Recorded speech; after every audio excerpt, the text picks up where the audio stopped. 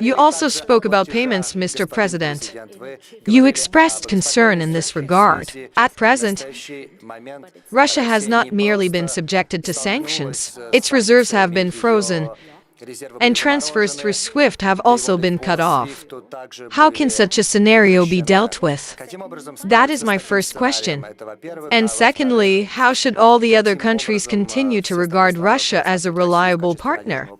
Why? The first thing I would like to say, and I think many people in the United States understand this now, is that the attempt to use the dollar as an instrument of political struggle, as a weapon in political confrontation, was an enormous, catastrophic, I would even say strategic mistake by the previous leadership of the United States.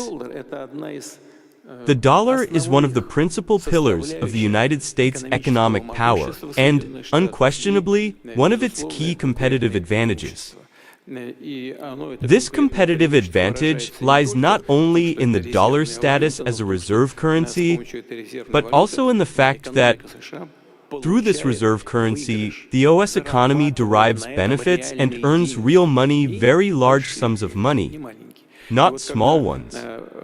But when the previous U.S. leadership began using its currency, which remains the world's reserve, currency as an instrument of political struggle, everyone began to think they could do the same thing to us as well. Use this weapon against us. And what would happen? What would happen to our reserves denominated in dollars? What would happen to our money invested in American assets? Of course, the fundamental foundations of the American economy are substantial and strong. But there are also problems which I have already mentioned. The debt and this erosion of confidence in the dollar as the world's currency. If oil prices remain high, if they stay elevated, that will affect the entire chain of global economic interactions. Most likely, it will also affect inflation in the world's leading economies, including inflation in the United States.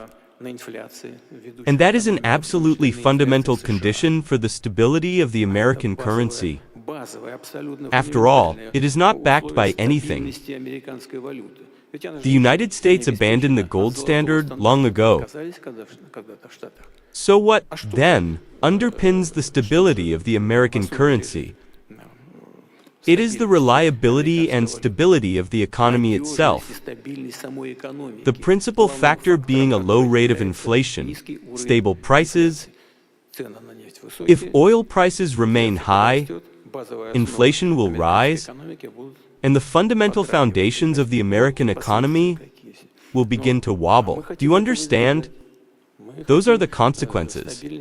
But we want to avoid that. We want stability in this sector, and we will work to achieve it. Therefore, I think everyone understands our position.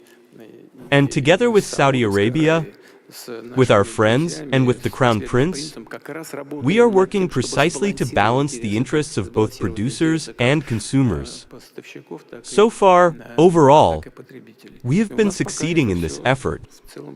We are very grateful to the Crown Prince and to all our friends who are working in this area.